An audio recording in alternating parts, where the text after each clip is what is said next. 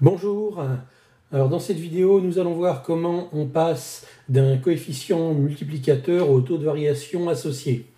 Autrement dit, si je vous donne un coefficient multiplicateur de 1,02, ça veut dire quand je multiplie un nombre par 1,02, de quel pourcentage a-t-il augmenté? Et bien on va voir comment faire ça. Alors je vais d'abord vous inscrire la marche à suivre.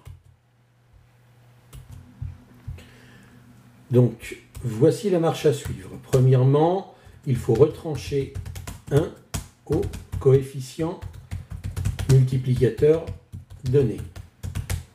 Une fois que vous aurez retranché 1, eh bien vous obtiendrez le taux de variation que vous cherchez, mais écrit en notation décimale.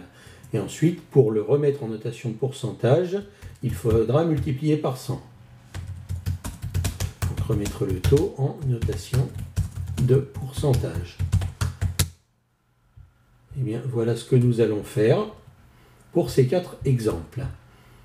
Alors, nous avons un coefficient multiplicateur de 1,02.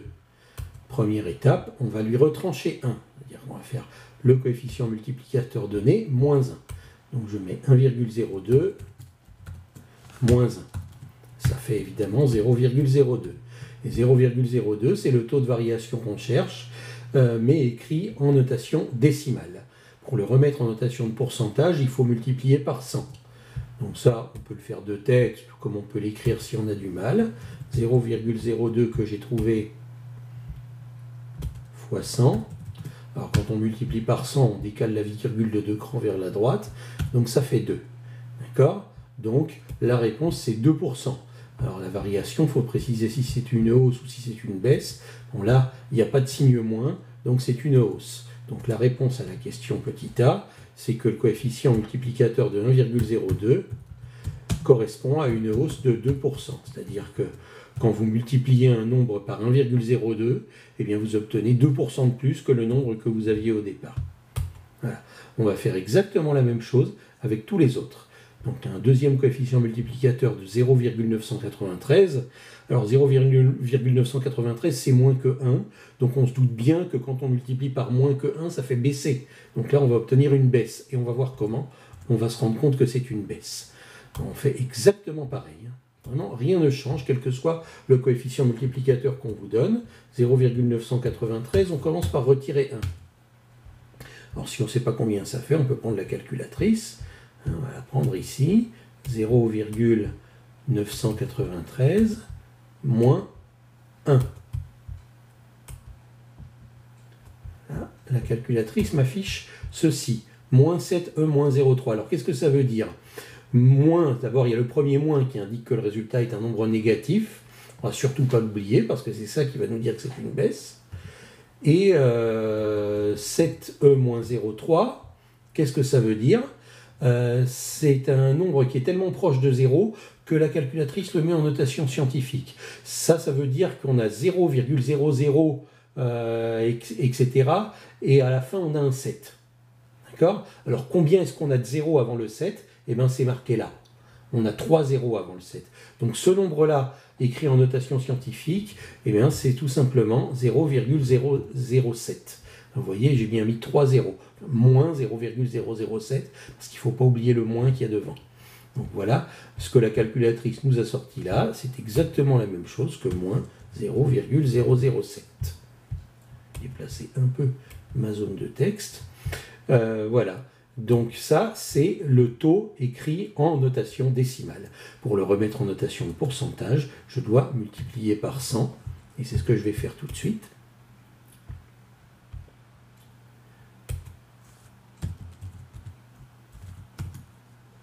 Moins 0,007 fois 100.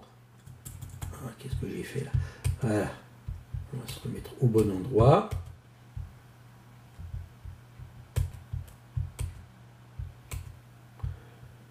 Donc, voilà, fois 100. On décale la virgule de 2 crans vers la droite et ça me donne moins 0,7. Il ne faut pas oublier le moins, parce que si vous oubliez le moins, vous allez oublier que c'est une baisse et vous allez croire que c'est une hausse. Donc voilà, ça veut dire que Ce coefficient multiplicateur correspond à une baisse de 0,7%. Donc la réponse, c'est que c'est une baisse de 0,7%. Voilà. Dans la phrase réponse finale, je n'ai pas besoin d'écrire le moins, puisque le moins est déjà compris en quelque sorte dans le mot baisse. D'accord ? Voilà. Pour le petit c, j'ai 3,76 comme coefficient multiplicateur. Je fais exactement la même chose, quel que soit le nombre que j'ai, même s'il me paraît bizarre. Je fais exactement la même chose.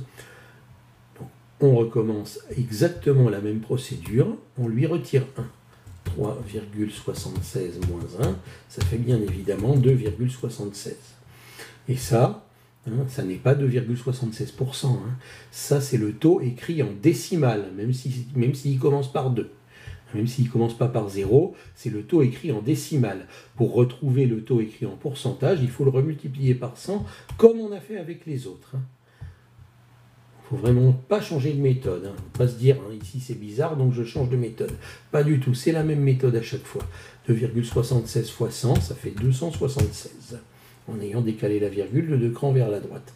Et donc là, comme on n'a pas de signe moins, c'est une hausse, et c'est une hausse de 276%.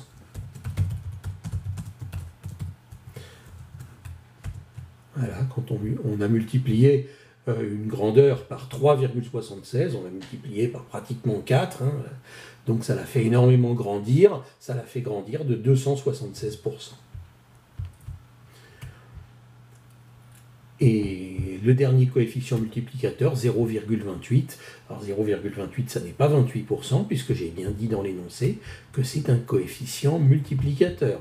Chacun des coefficients multiplicateurs suivants. D'accord ? Donc comme c'est un coefficient multiplicateur, on va le retransformer en pourcentage par la seule méthode qui vaille, c'est-à-dire retirer 1. C'est comme ça qu'on passe des coefficients multiplicateurs au pourcentage. On retire 1, donc 0,28, moins 1. Combien ça fait ? On prend sa calculatrice si on a du mal. C'est tout ça, 0,28 moins 1. Ça fait moins 0,72. On n'oublie surtout pas le moins, on dit que c'est moins 0,72. On multiplie par 100 ensuite, exactement comme précédemment, pour obtenir le pourcentage. Donc moins 0,72 fois 100, ça fait moins 72. Quelle est la conclusion ? La conclusion, c'est que multiplier par 0,28 une quantité, ça revient à la faire baisser de 72%.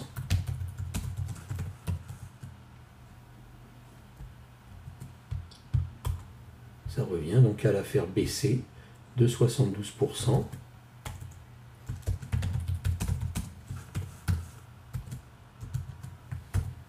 Voilà.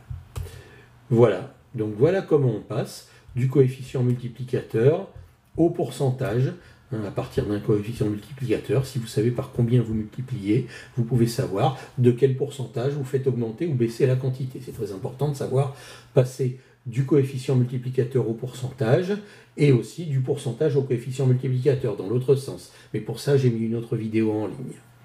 Voilà, bon courage.